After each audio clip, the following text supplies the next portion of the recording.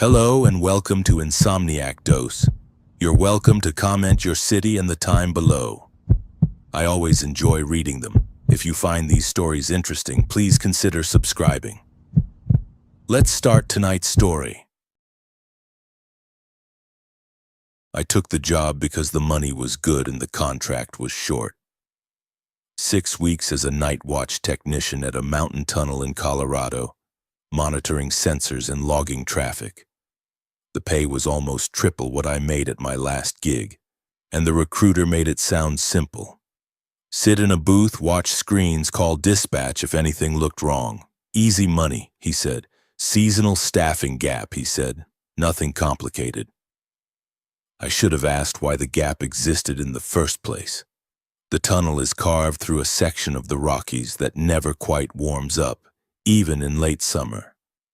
The road leading to it climbs through switchbacks so tight you can see your own tail lights in the rearview mirror. Snow fences line both sides, rusted and leaning like old teeth. There are warning signs every quarter mile: steep grade, no shoulder, watch for ice, and emergency vehicles only beyond this point. I passed 3 of them that didn't have any words left, just the yellow diamond shape and blank space, where the caution used to be. The tunnel mouth looked like exactly what it was, a hole punched through a mountain that didn't want to be punched. The concrete around the entrance was stained with mineral streaks, rust-colored and black, and the air near it had a smell like wet stone and cold metal. Even though it was August, I could see my breath the moment I stepped out of my car. The control station sat 30 yards from the tunnel entrance, a squat concrete building with narrow windows and a flat roof covered in gravel and lichen. It looked like it had been there since the 70s, maybe earlier. The door was heavy, industrial, with a lock that required a code and a physical key. When I finally got it open, the sound it made echoed off the rocks behind me, a low, grinding thunk that reminded me of a bank vault ceiling shut. Inside, the station was cramped and fluorescent lit. Monitors lined one wall, showing camera feeds from inside the tunnel. The entrance, the halfway point, the exit, and a few angles I couldn't quite place. There was a panel covered in switches, dials, and indicator lights labeled with peeling tape. Vent fans, CO monitors, pressure sensors, gate controls. A logbook sat open on the desk, entries written in tight, cramped handwriting. Most of them just said quiet shift or nothing to report. A few were blank. The day supervisor was waiting for me when I arrived. His name was Harlan, and he looked like a man who had stopped sleeping properly a long time ago. His eyes were red-rimmed, his hands steady but tense, and when he shook my hand, his grip was cold and dry, like he'd been holding on to something frozen. He didn't welcome me. He didn't ask about my drive or tell me where the coffee was. He asked if I could follow instructions exactly as written without improvising. I said yes. He slid a spiral notebook across the desk. The cover was unmarked except for a piece of masking tape labeled in black marker, "Tunnel Rules. Read them like they are medical instructions." I opened it. The handwriting inside was different from the logbook, cleaner, more deliberate, like someone had taken their time. The rules were numbered, but not in order. Some were crossed out. Others had notes in the margins, small and frantic. Harlan pointed to the first page. "Start there. Read them all before your first shift. Don't skip any. Don't assume they're optional." I skimmed the first few entries, expecting OSHA guidelines or equipment checklists. Instead, I got this. If a car enters the tunnel and your counter does not tick up, do not check the cameras. Turn on the loud fan and wait.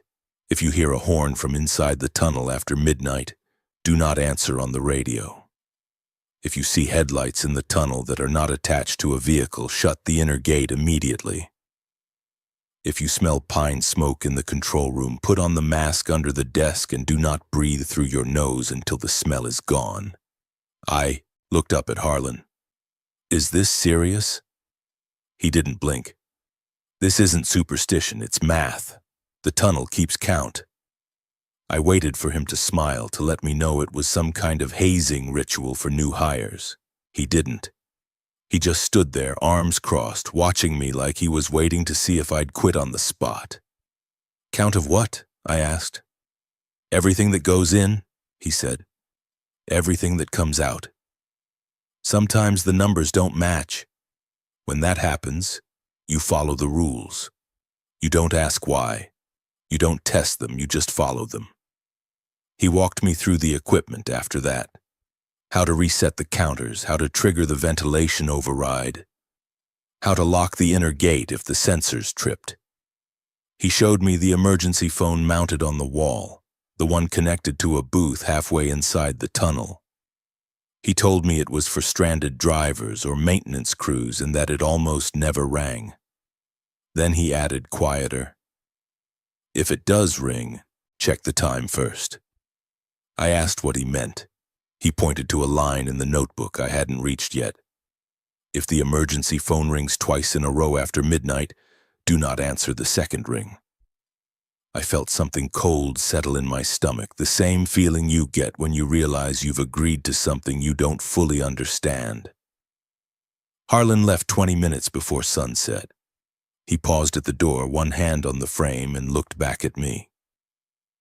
"If you're smart," he said, "you'll stay behind the yellow line on the floor. You'll keep the door locked, and you'll remember that the tunnel doesn't care what you believe. It only cares what you do." Then he was gone, and I was alone. The first hour was quiet. I ran through the checks Harlan had shown me, cameras, sensors, logs. I made coffee in the small, filthy pot on the corner table and drank it black because there was no milk. And I didn't trust the powdered creamer that had been sitting there since God knows when. The tunnel traffic was light. A few trucks, a couple of sedans, one RV that barely fit through the clearance. Each time a vehicle entered, the counter on the desk clicked up by one. Each time it exited on the far side, I checked the log. Everything matched. But the whole time I kept glancing at the notebook. The rules were written like they expected something to go wrong. Not if, but when. And the tone wasn't cautious or bureaucratic. It was frightened. I read them again, slower this time, and noticed something I'd missed before. In the margin next to the rule about the counter, someone had written in pencil, "If the tunnel cannot count you, it will try to name you instead." I didn't know what that meant. I would. The first real test came 3 hours into my shift. A sedan entered the tunnel just after 10 p.m. A dark blue Honda, an older model, single driver. I saw it clearly on the entrance camera, headlights steady, moving at a reasonable speed, tires tracking the lane, lines perfectly. It looked completely normal. I glanced at the counter, waiting for it to click. It didn't. I stared at the display, confused. The number sat frozen at 17, the same count it had been before the Honda entered. I looked back at the monitor. The car was already halfway through the tunnel, passing under the second camera angle. I could see the license plate, the dent in the rear bumper, and the outline of the driver's head through the back window. But the counter still read 17. I checked the log to see if this had happened before. There were no notes about counter malfunctions. I checked the sensor diagnostics. Everything showed green. I even tapped the counter housing like that would help. Then I remembered the rule.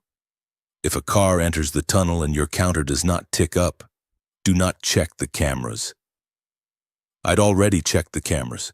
I'd been staring at them the whole time. I sat very still, waiting for something to happen. The Honda continued through the tunnel and exited on the far side without incident. I watched it disappear around the curve of the mountain road. The counter still read 17.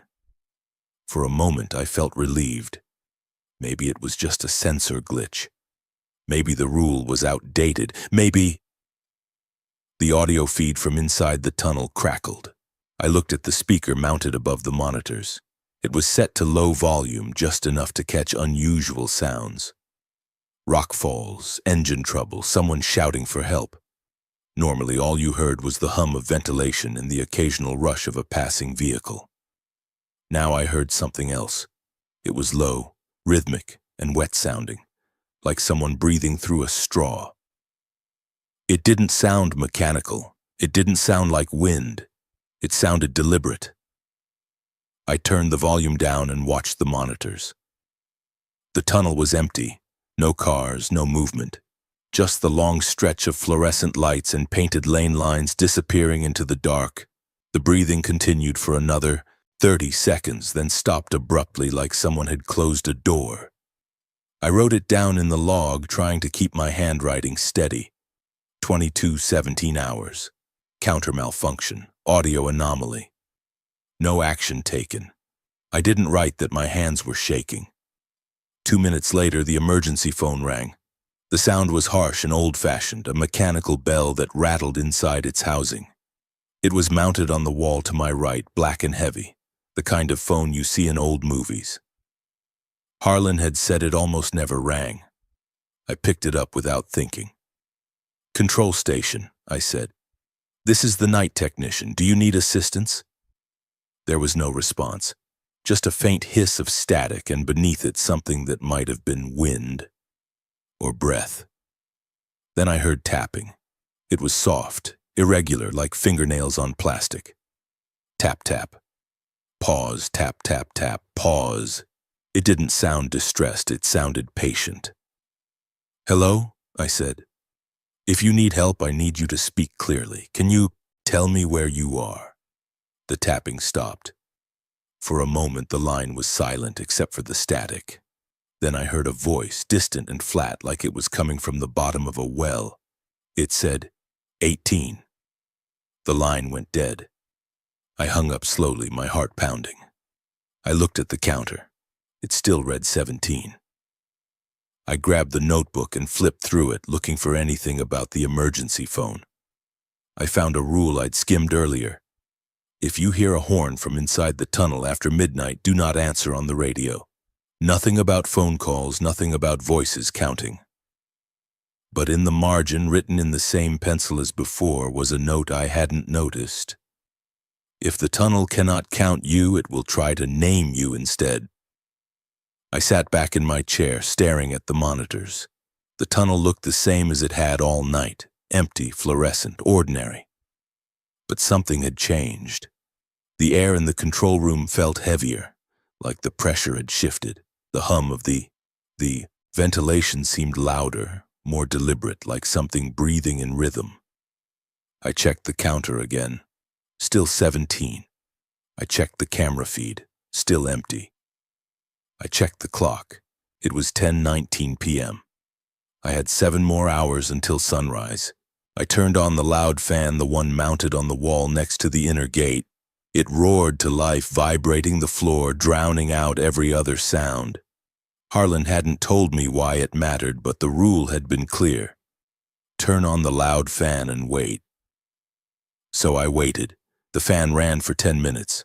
When I finally shut it off, the audio feed from the tunnel was silent again. No breathing, no tapping. Just the hum of the lights and the faint echo of my own pulse in my ears. I picked up the pen and added a new line to the log. 22:19 hours. Emergency phone activation, no intelligible communication. Fan protocol followed. I wanted to write more. I wanted to write that the voice had said 18, and that the number meant something, and that the tunnel had felt aware in a way I couldn't explain. But I didn't. I just closed the log and kept watching the screens. The Honda never came back. But 20 minutes later, the counter clicked up by itself. 18. I wasn't alone for long. Just after midnight, a state trooper pulled up outside the station in a white SUV with light bars across the roof. His name was Garrett, mid-30s, clean-shaven, the kind of guy who looked like he'd played football in high school and still talked about it. He knocked twice and let himself in before I could get to the door. "Night check," he said, nodding at me. "Making sure you're still awake." I told him I was. He poured himself coffee without asking, leaned against the desk, and looked at the monitors like he'd seen them 100 times before. "Quiet night?" he asked. "Quiet enough," I said. He laughed. "That's the polite answer. Let me guess. Harlan gave you the notebook?" I nodded. Garrett grinned and shook his head. "Yeah, he does that to everyone. It's his thing. Old man paranoia. Half those rules are from the 70s, back when they were still using analog counters and everything broke twice a shift. Don't let it get in your head." I didn't reply. I wasn't sure what to say. Part of me wanted to believe him. The other part remembered the breathing on the audio feed and the voice on the phone that had counted to 18. Garrett sipped his coffee and glanced at the log. "Counter glitch earlier?" "Yeah," I said. "A car went through, but it didn't register." "Happens all the time," he said. "Sensors get dirty, wiring corrodes. This whole place is held together with duct tape and prayers." He tapped the monitor with one knuckle. "You didn't go into the tunnel to check, did you?" "No." "Good. That's actually a real rule. Never go in alone at night. Not because of ghosts, but because if you slip and hit your head, nobody's finding you until morning." He set his mug down and stretched. "I'll hang out for a bit, keeps me awake." I didn't mind the company. For the first time since Harlan left, I felt like I could breathe normally. That lasted about 20 minutes. At 12:34 a.m., a sound echoed out of the tunnel. A long, deep blast of a horn, resonant and hollow, like it was coming from a mile underground instead of a roadway. It lasted 5 seconds, then cut off abruptly. I looked at the monitors. The tunnel was empty. No vehicles, no headlights, nothing. Garrett frowned. "Huh, that's weird." I grabbed the notebook and flipped to the page I'd memorized. "If you hear a horn from inside the tunnel after midnight, do not answer on the radio." I pointed it out to him. "It says not to respond." Garrett looked at the rule, then at me, then laughed. "Come on, somebody's probably pulled over with engine trouble. Could be a trucker who didn't realize how far in he was." He reached for the radio handset, mounted on the wall. "I'll do a welfare check. It's my job." "Wait," I said. He didn't wait. He keyed the mic and said, calm and professional, "Vehicle in the tunnel, this is State Patrol. Do you require assistance? Please identify your location." Static crackled from the speaker. Then a voice answered. It was Garrett's voice. Not similar, not close, identical.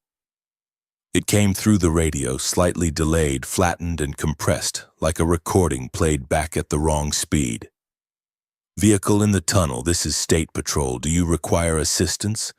Please identify your location." Garrett's smile dropped. He stared at the radio, then at me, then back at the speaker. "That's not—" he started. The voice repeated word for word, same inflection, same pauses. "Vehicle in the tunnel, this is State Patrol. Do you require assistance? Please identify your location." Garrett let go of the mic like it had shocked him. "What the hell is that?"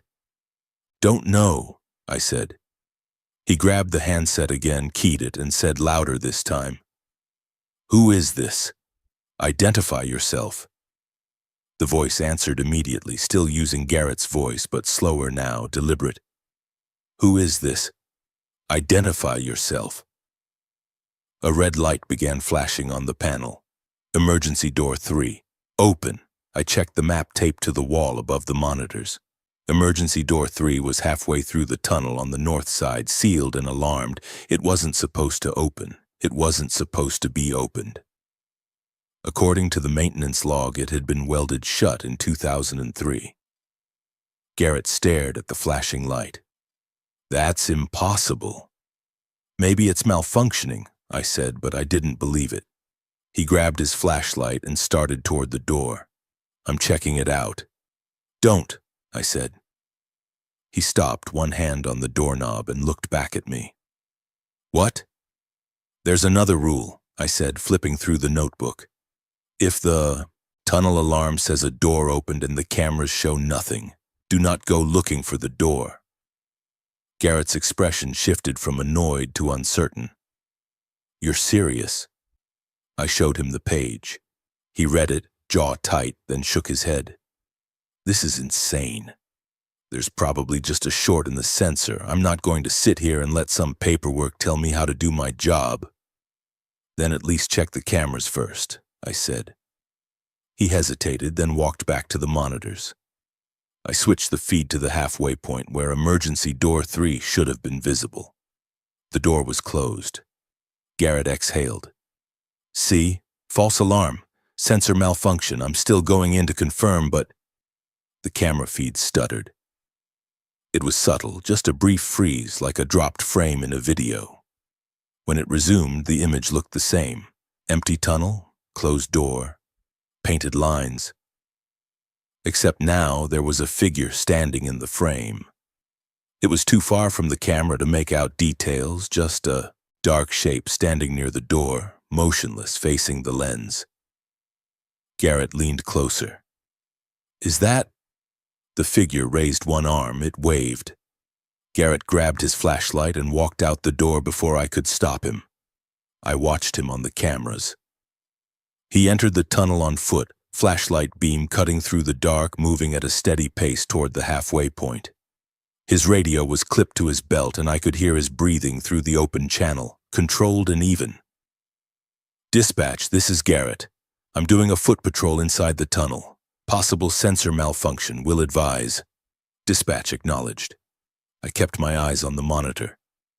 Garrett moved through the first camera angle, then the second. The figure we'd seen was gone. The tunnel looked empty again. Then the feed stuttered. It wasn't like before.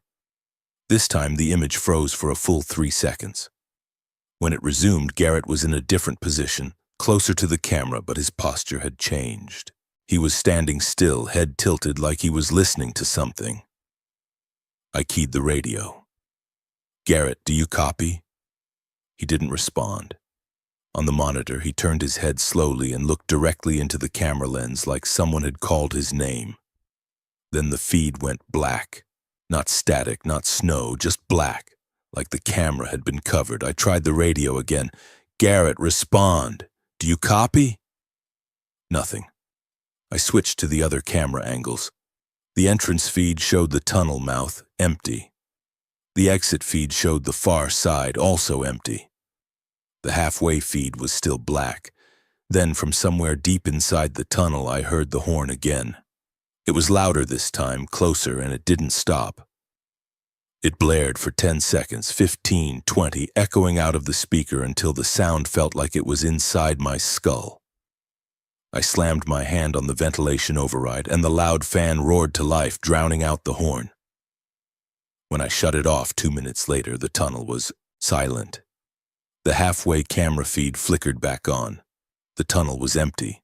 The door was closed. Garrett was gone. I checked the vehicle counter. It read 19. I sat down slowly, my legs shaking, and stared at the monitors. Garrett's SUV was still parked outside. His coffee mug was still on the desk, steam rising from the surface. But Garrett was gone. I picked up the notebook with trembling hands and found the margin note again. The rule wasn't about danger on the road. It was about responding to a signal that wasn't meant for humans. I understood now. The tunnel hadn't been asking for help. It had been calling. I didn't call it in right away. I know how that sounds. A state trooper disappears into a tunnel on my watch, and I sit there in silence, staring at dead camera feeds and a counter that doesn't make sense. But I also knew that the moment I reported it, I'd have to explain what happened. And I didn't know how to explain it. I didn't even know if I believed, it myself. So I locked the inner gate, turned on every light in the control room, and started digging. The station's file cabinet was old, military surplus, olive drab, and dented. The drawers were stuffed with maintenance logs, incident reports, inspection records, and maps that didn't match the current tunnel layout. Most of it was bureaucratic noise, replaced bulbs, recalibrated sensors, minor fender benders from 20 years ago. But buried in the third drawer, underneath a stack of water-damaged OSHA forms, I found a manila envelope with no label. Inside was a single sheet of paper typed on an old typewriter, the letters faint and uneven. The heading read, "For new night staff only." The text below was formatted like the notebook rules, but the tone was different. It wasn't instructional. It was confessional. The tunnel was expanded in 1974 after a partial collapse on the western approach. During excavation, crews broke through into a cavity that wasn't on any survey. It was an air pocket, roughly 30 feet across, with no clear origin. The air inside didn't move. Samples were taken, but the results were classified under state infrastructure security protocols. After the expansion was completed, incidents began. Minor at first. Missing time, equipment malfunctions, workers reporting voices. Then vehicles began entering without exiting, or exiting twice. The count stopped matching. The rules were developed by the original night staff, revised over 15 years, and updated whenever someone learned a new boundary the hard way. They are not superstition. They are survival instructions. The tunnel does not just carry traffic, it carries momentum, sound, and memory. It repeats things that happen inside it. If you see the same vehicle twice in one night, treat the second one as a copy. Do not stop it. Do not speak to it. Do not acknowledge it in any way. The page ended there, unsigned, undated. But at the bottom, someone had added a handwritten note in blue ink. It doesn't want to kill you, it wants to keep you. I read it 3 times, then I checked the log again, going back months, looking for patterns. Most shifts were clean, but every few weeks there was an entry that didn't quite fit. Counter discrepancy, no explanation, or audio anomaly, ventilation reset, or more than once simply, staff relieved early, replacement requested. I found one entry from 6 months ago that made me stop breathing.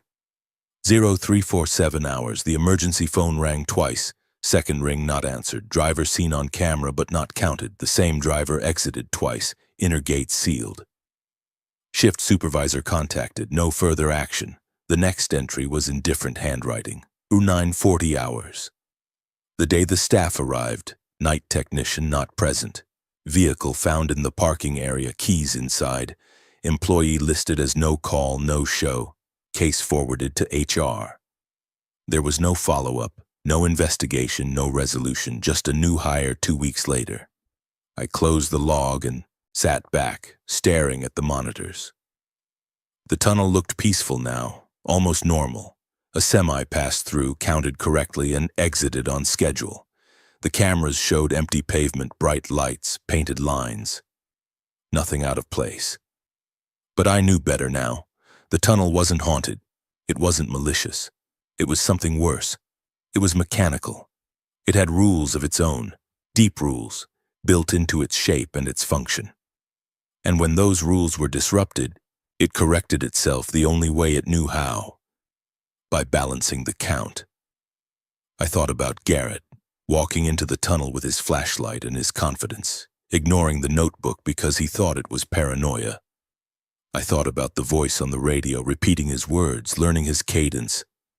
I thought about the camera going black, and the way he'd looked up at the lens like someone had called his name.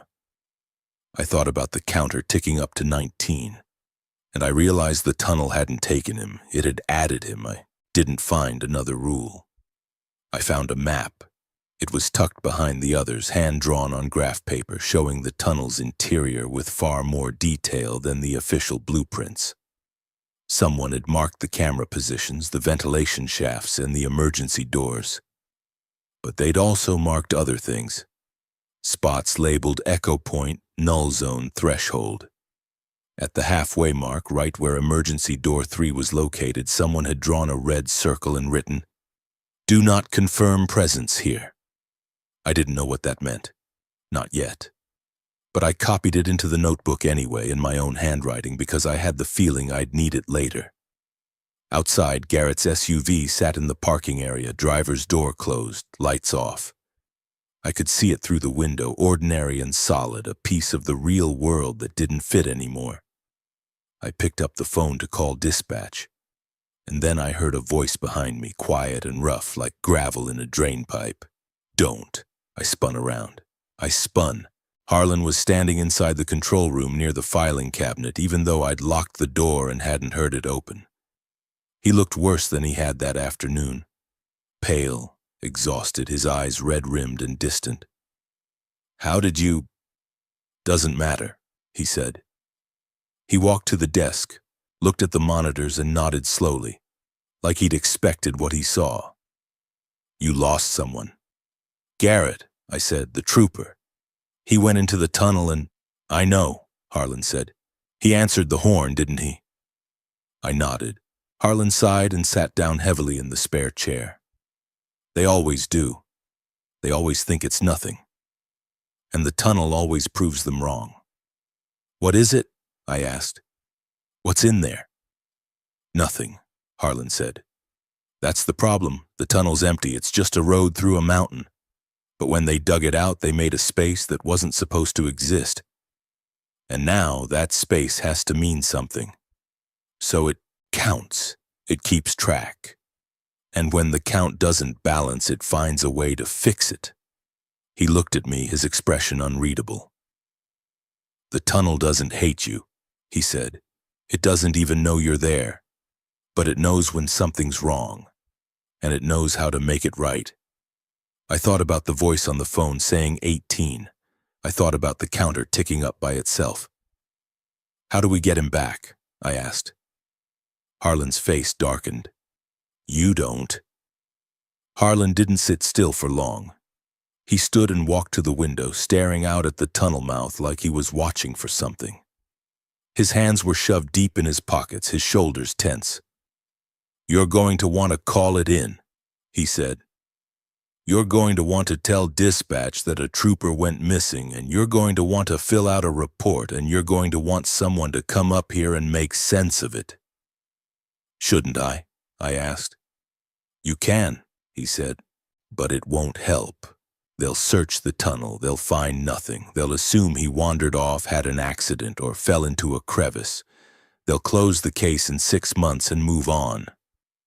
And you'll be the guy who let a cop disappear on your watch." He turned to face me, and his expression was harder than I'd seen before. "Or," he said, "you keep your mouth shut, you finish your shift, and you let the tunnel finish what it started. Because the only thing worse than losing someone is trying to take them back." I felt something cold settle in my chest. "What do you mean, take them back?" Harlan didn't answer right away. He walked to the desk, picked up the notebook, and flipped to a page near the back, one I hadn't reached yet. He tapped it with one finger. "If the tunnel alarm says a door opened and the cameras show nothing, do not go looking for the door. The tunnel is looking for you." "You read that one?" he asked. "Yeah." "You understand what it means?" I shook my head. Harlan set the notebook down. "The tunnel's a throat," he said. "A throat cut into the mountain.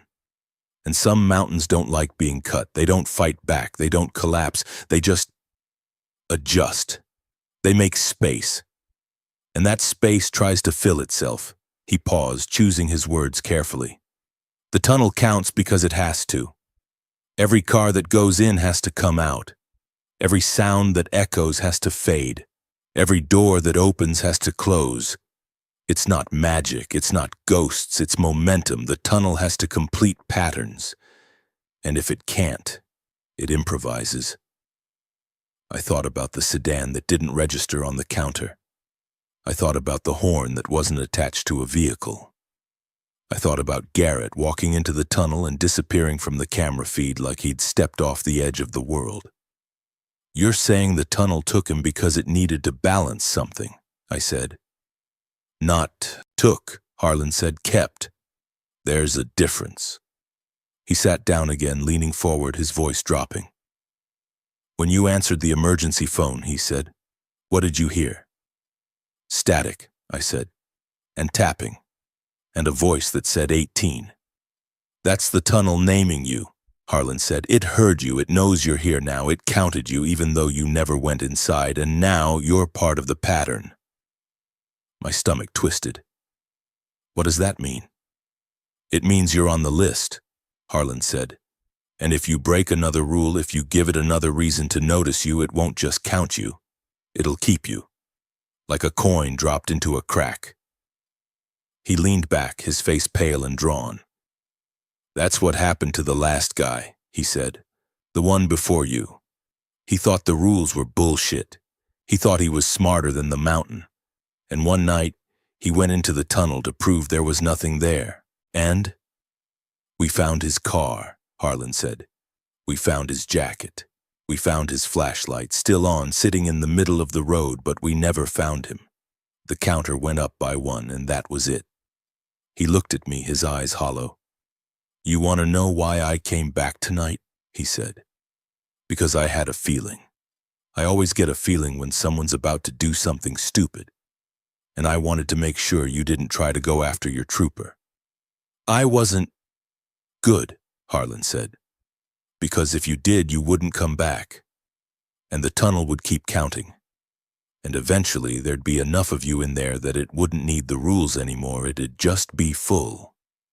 He stood and walked to the door, then stopped and looked back.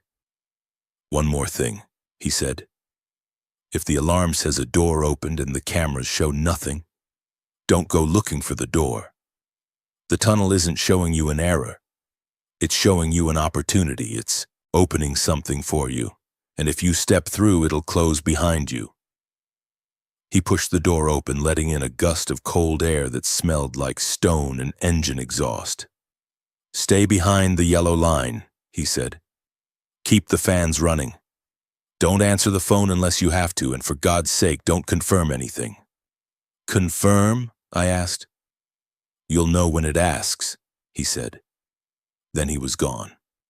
I sat alone in the control room, the notebook open on my lap, the monitors glowing softly in the dark.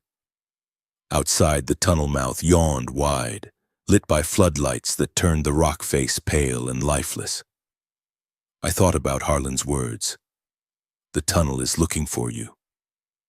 I thought about the sedan that didn't count, and the voice that had said my number before I even knew I had one. I thought about Garrett, confident and dismissive, walking into the dark with his flashlight and his certainty.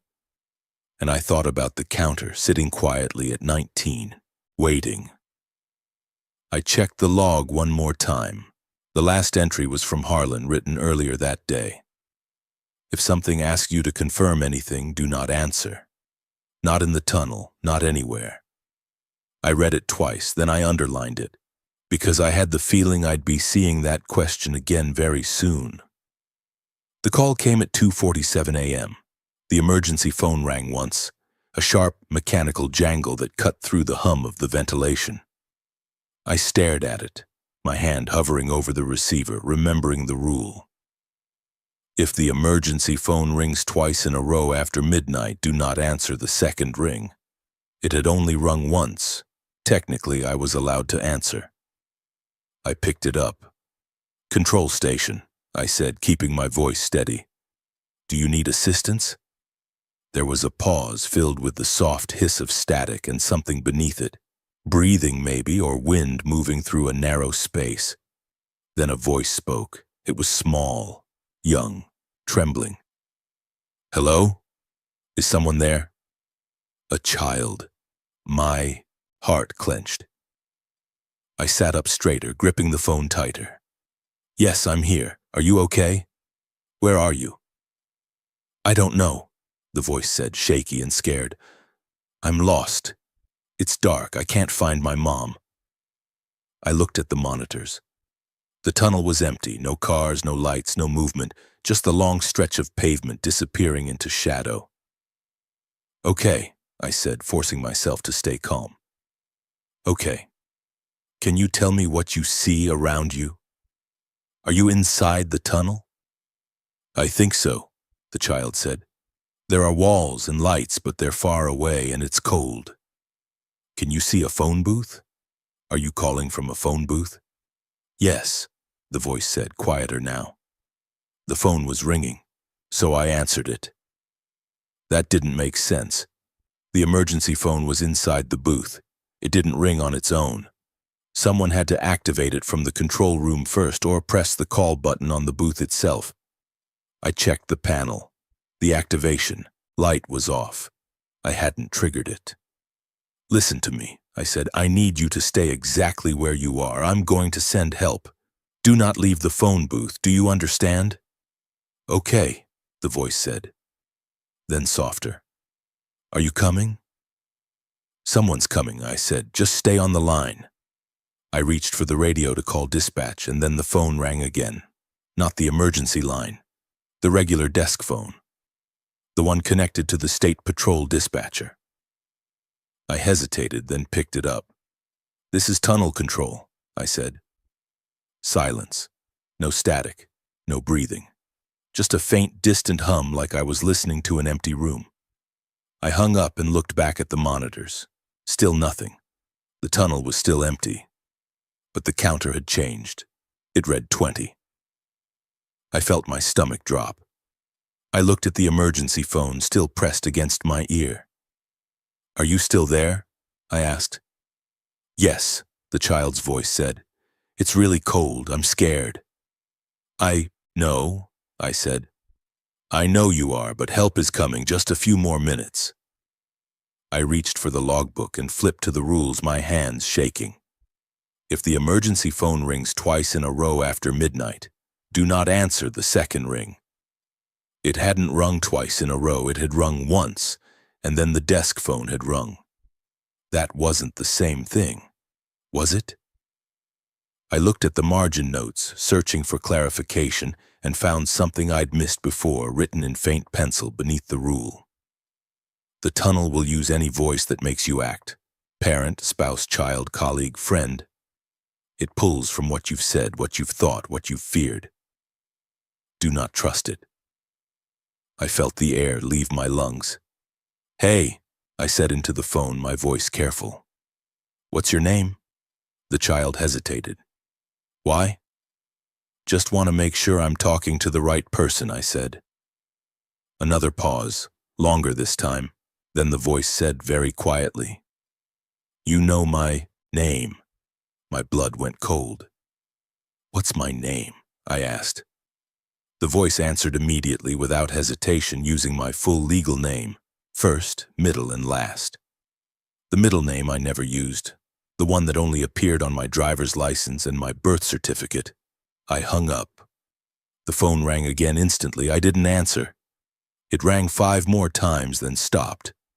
I sat there, staring at the receiver, my heart pounding so hard I could feel it in my throat. The tunnel was silent. The monitor showed nothing. The counter still read 20. I checked the emergency phone activation log. There was no record of a call. I checked the dispatch log. No one had reported a missing child, no accidents, no breakdowns. The call hadn't been real, but the voice had known my name. I sat in the control room for the next 20 minutes, staring at the monitors, replaying the conversation in my head. The voice had sounded real. It had sounded scared and small and helpless, exactly the way a lost child should sound. It had known how to make me want to help, and it had known my name. Harlan's words echoed in my mind. It pulls from what you've said, what you've thought, what you've feared. I hadn't said my middle name out loud. I hadn't written it down. I hadn't even thought about it, not consciously. But the tunnel had pulled it anyway. I thought about the sedan that didn't count. I thought about Garrett's voice on the radio repeating his own words back to him. I thought about the figure on the camera standing halfway through the tunnel waving. The tunnel didn't just repeat, it learned. And now it had learned me. I checked the notebook again, looking for anything about phone calls, anything about voices pretending to be children. I found a note scrawled on the last page, almost illegible. If something asks you to confirm you see it, hear it, or know it, do not answer.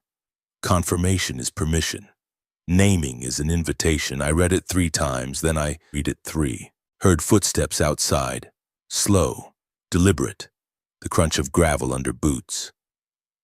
I looked at the monitors. The parking area was empty. Garrett's SUV was still there, doors closed, no movement. But the footsteps continued. They stopped directly outside the control room door. I stared at the door, my breath caught in my chest. The lock was engaged. The yellow line on the floor ran 3 feet in front of it, faded but visible. Someone knocked. 3 slow, deliberate knocks. Then a voice, muffled but clear, "Hey, it's me, open up." It was Garrett's voice. I didn't move. The voice spoke again, calmer this time, with a slight edge of confusion. "Come on, I know you're in there. I need to file a report. Let me in." I looked at the monitors. The entrance camera showed the tunnel mouth. Empty. The parking area camera showed Garrett's SUV. Empty. There was no one outside the door. The knocking came again, louder this time. "Seriously, man, it's freezing out here. Just open the door." I picked up the notebook and flipped to the rule I'd underlined earlier. If something asks you to confirm anything, do not answer. Not in the tunnel. Not anywhere. The voice outside shifted, losing the edge of annoyance, becoming softer, almost pleading. "Please," it said. "I don't know what happened. I was in the tunnel and then I wasn't. I can't feel my hands. I just need to come inside." I stayed silent. The voice changed again. This time it wasn't Garrett. It was mine. "Can you confirm you hear me?" I closed my eyes and gripped the edge of the desk. The voice repeated, patient and calm, like it had all the time in the world. "Can you confirm you hear me?" I didn't answer. After a long moment, the footsteps started again, slow and deliberate, moving away from the door and toward the tunnel mouth. I watched the monitors. There was no one there, but the counter ticked up by 1, 21. The counter kept climbing. At 3:12 a.m. it ticked up to 22. No vehicle entered. No headlights appeared on the cameras. The tunnel sat empty and fluorescent under its rows of lights, perfectly still. I wrote it down in the log. Counter increment without corresponding traffic. No visual confirmation. My handwriting was getting worse. At 3:34 a.m. the counter jumped to 24, skipping 23 entirely. I checked the camera feeds, cycling through each angle, looking for any sign of movement. Entrance, empty. Halfway point, empty. Exit, empty. The painted lines gleamed under the lights. The walls were bare stone, dark and cold. Nothing moved, but the tunnel felt different now. The air pressure in the control room had changed, subtle but unmistakable, like the shift you feel in your ears when a storm front moves through. The hum of the ventilation was deeper, resonant, vibrating through the floor and into my bones. And beneath it I could hear something else. It was faint, rhythmic and familiar, the sound of breathing, not my breathing, not the ventilation. Something else. I turned the volume up on the tunnel audio feed. The sound grew louder, wet and deliberate, like lungs pulling air through a narrow passage. It echoed strangely, layered over itself as if multiple sources were breathing in unison. I grabbed the notebook and flipped to the rule about audio anomalies. If you hear breathing through the tunnel feed, turn on the loud fan immediately. Do not attempt to identify the source. I slammed the ventilation override. The fan roared to life, shaking the walls, drowning out the breathing. I left it running for 5 minutes this time, longer than before, until the sound was completely buried under the mechanical howl. When I shut it off, the breathing was gone, but the counter had climbed to 27. At 4:03 a.m. the headlights appeared. They were deep in the tunnel, visible on the halfway camera, floating in the darkness like 2 bright eyes. They didn't move forward or backward, they just hovered, steady and unblinking, exactly where emergency door 3 was marked on the map. I checked the rule I'd memorized days ago. If you see headlights in the tunnel that are not attached to a vehicle, shut the inner gate. I reached for the gate controls, my hand shaking. The inner gate was a heavy steel barrier that could seal the tunnel entrance, used in emergencies or during maintenance. I'd never activated it before. Harlan had warned me it was loud, slow, and irreversible without a manual override from inside the tunnel. I pressed the button. A warning klaxon blared, echoing off the rocks. Red lights began flashing above the tunnel mouth. The gate descended from the ceiling with a grinding mechanical scream, inch by inch, like a guillotine. On the monitor, the headlights didn't move. They just watched. It took 90 seconds for the gate to fully close. When it finally sealed with a heavy metallic clang, the klaxon cut out, leaving only the hum of the ventilation. I checked the camera feed. The headlights were gone. The counter read 31. At 4:47 a.m., I smelled pine smoke. It was faint at first, sweet and resinous, like someone had lit a campfire nearby. But there was no fireplace in the control room, no vents leading outside, no reason for the smell to be there. I grabbed the notebook, flipping frantically. If you smell pine smoke in the control room, put on the mask and do not breathe through your nose. There was a respirator under the desk, yellow and rubberized, with 2 large circular filters. I pulled it out, checked the straps, and put it on, sealing it tight against my face. The smell intensified, thick and cloying, filling the room until it felt like I was standing in the middle of a forest fire. But there was no smoke, no haze, no visible source. I breathed through the mask, shallow and controlled, and tried not to panic. The smell lasted for 3 minutes. Then it faded quickly, like someone had opened a door and let it out. I pulled the mask off slowly and checked the air quality monitors on the panel. Everything read normal. Oxygen levels are fine. CO levels are fine. No particulates detected. But the smell had been real. The counter read 38. At 5:14 a.m., I heard my own voice. It came through the tunnel speaker system, calm and steady, repeating a sentence I'd never said. "Open the gate, I'm already inside." I stared at the speaker, my skin crawling. The voice repeated exactly the same cadence, exactly the same inflection. "Open the gate, I'm already inside." I checked the microphone on the desk. It was off. I checked the radio. Off. I checked the emergency phone. Silent. The voice came again, louder this time, layered and distorted, like it was being spoken by multiple people at once. "Open the gate. I'm already inside." I grabbed the notebook and found the rule about voice replication. If you hear your own voice, do not respond. Do not acknowledge it. Turn on the loud fan and... Wait. I hit the override again. The fan roared, shaking the walls, vibrating the glass in the windows. The voice continued for a few more seconds, barely audible under the noise, then cut off abruptly. When I shut the fan down, the tunnel was silent again. The counter read 42. At 5:51 a.m., the alarm started, not one, all of them.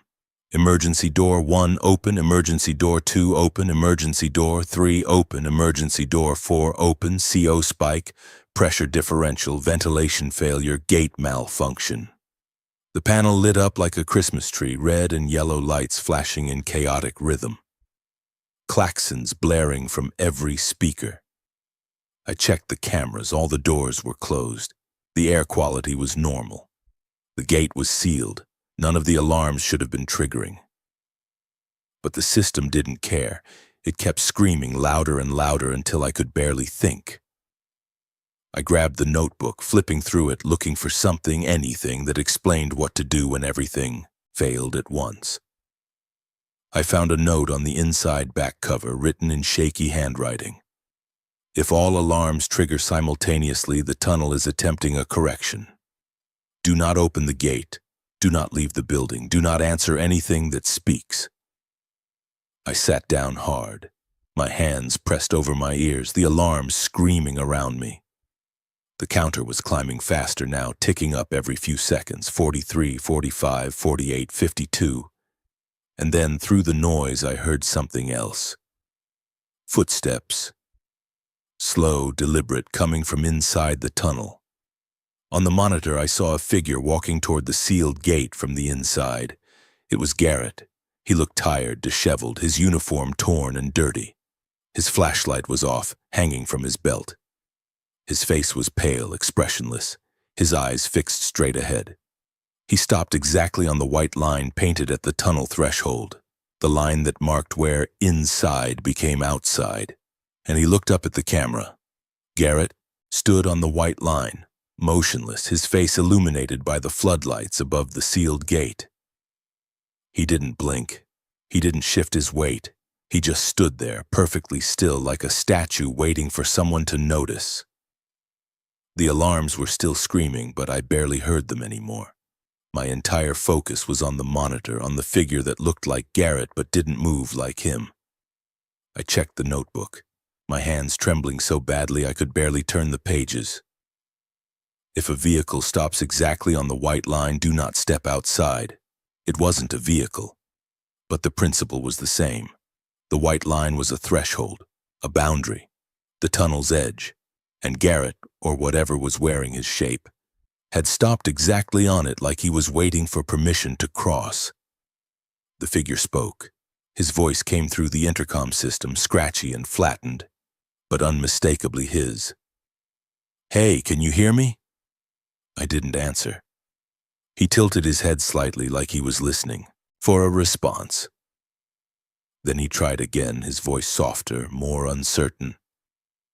"I know you're there. I can see the light. Just open the gate, please. It's freezing out here." I looked at the temperature reading on the panel. The external sensor near the tunnel mouth read 34 degrees Fahrenheit. Cold, but not dangerous. But Garrett looked like he'd been outside for hours. His skin was pale, almost gray. His lips had a faint blue tinge. His breath came out in short, visible puffs. He looked real. He looked hurt. He looked like he needed help.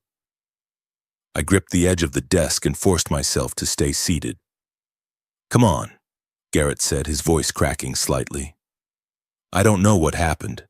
I was inside and then I wasn't. I tried to call, but the radio's dead. I just need to get inside. I need to warm up." He took a step closer to the gate, but stopped before his foot crossed the white line. He looked down at it, frowning like he'd just noticed it was there. Then he looked back up at the camera. "Why won't you open the gate?" he asked. I checked the monitor showing the parking area. Garrett's SUV was still there, exactly where he'd left it hours ago. I checked the halfway camera feed. Empty. I checked the exit camera. Empty. If Garrett was really standing at the gate, then he'd somehow gotten from the middle of the tunnel to the entrance without appearing on any of the cameras in between. The figure spoke again, and this time his voice was different, flatter, more deliberate. "Can you confirm you see me?" Every muscle in my body went rigid. I remembered Harlan's warning. Confirmation is permission. Naming is an invitation. I remembered the note in the notebook.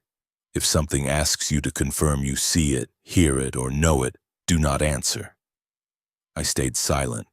Garrett, the thing that looked like Garrett, tilted his head again, studying the camera like it was studying me. Then he smiled just slightly, and the smile didn't reach his eyes. "You're not going to answer," he said, not a question, just an observation. "That's smart. Harlan taught you well."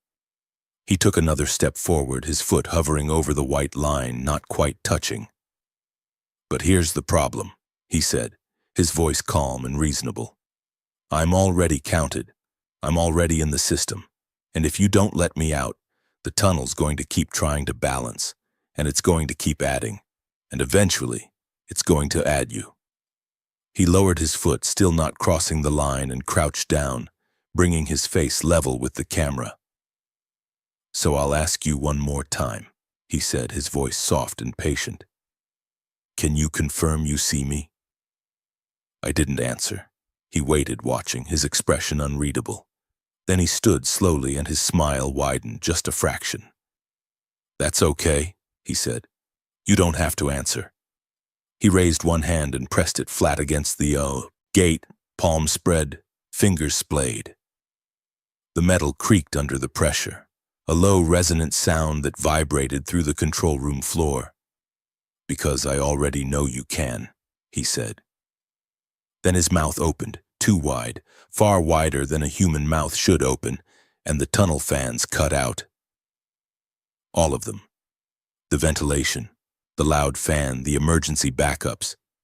Everything shut down at once, plunging the control room into a silence so heavy it felt solid. The lights flickered. The monitors went black. And in the darkness I heard breathing again, wet and rhythmic, coming from every direction at once. The emergency power kicked in after 5 seconds, bathing the room in dim red light. The monitors flickered back to life, one by one, showing static, then feed, then static again. When the entrance camera stabilized, Garrett was gone. The white line was empty. The gate was closed. The tunnel mouth sat in darkness, floodlights extinguished, the entrance a yawning black void. The counter read 73. I checked the panel. The alarms had stopped. The systems were resetting, cycling through diagnostics, trying to make sense of what had just happened. I checked the logbook, my hands shaking so badly I could barely write.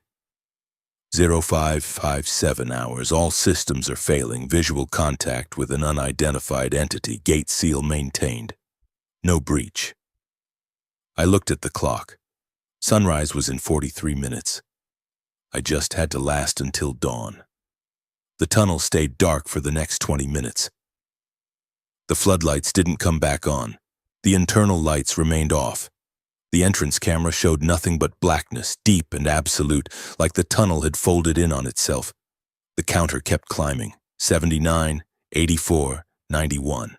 I didn't know what it was counting anymore. At 6:23 a.m., the emergency phone rang. Once. I stared at it, my hand hovering over the receiver. If the emergency phone rings twice in a row after midnight, do not answer the second ring. It was past midnight. Technically, it was morning. But I didn't know if that mattered. The phone rang again, twice. I didn't answer, it rang a third time, then a fourth. Then it kept ringing over and over, a harsh mechanical jangle that filled the control room and drilled into my skull. I covered my ears, but the sound didn't stop. It rang for 5 minutes straight. Then it stopped. The silence that followed was worse. I lowered my hands, slowly listening. The tunnel was quiet. The control room was quiet. Even the ventilation had gone still. And then I heard a voice, faint and distant, like it was coming from very far away. "Can you confirm you hear me?" It was my own voice. I didn't answer. The voice repeated, closer this time, clearer. "Can you confirm you hear me?" I grabbed the notebook and flipped to the last page, the one with the final rule. If something asks you to confirm anything, do not answer. Not in the tunnel. Not anywhere. The voice came again, directly behind me, close, enough that I could feel breath on my neck. "Can you confirm you hear me?" I spun around. The control room was empty, but the door was open. I hadn't heard it open. I hadn't seen it move. But it was standing wide, the cold air from outside pouring in, and beyond it, the tunnel mouth sat in darkness, waiting. I stood slowly, my heart pounding, and looked at the yellow line painted on the floor. I was standing behind it. Barely. The voice spoke again, right in front of me, even though there was no one there. "Can you confirm you're still inside?" I closed my eyes and didn't answer. I heard footsteps, slow and deliberate, walking toward the open door from inside the tunnel. I heard breathing, wet and rhythmic, growing closer. I heard my own voice whispering, patient and calm. "Can you confirm you're still inside?" I opened my eyes. The doorway was empty, but the counter had stopped climbing. It read 99. I looked at the clock. 6:41 a.m., sunrise, the tunnel. Lights flickered back on. one section at a time, illuminating the roadway in harsh fluorescent white. The floodlights above the entrance blazed to life. The ventilation fans spun up with a low, rattling hum. The door to the control room swung shut on its own, the lock clicking into place. The counter reset. 0. I sat down slowly, my legs shaking, and stared at the monitors. The tunnel looked normal again, clean, empty, ordinary, like nothing had happened. Harlan arrived at 7:15 a.m. right on schedule, looking like he hadn't slept at all. He didn't ask how my shift went. He just looked at me, then at the logbook, then at the counter sitting at 0. "You made it," he said. I nodded, not trusting my voice. He poured himself coffee and sat down at the desk, flipping through the log entries I'd written. His expression didn't change as he read counter malfunctions, audio anomalies, alarm cascades, system failures.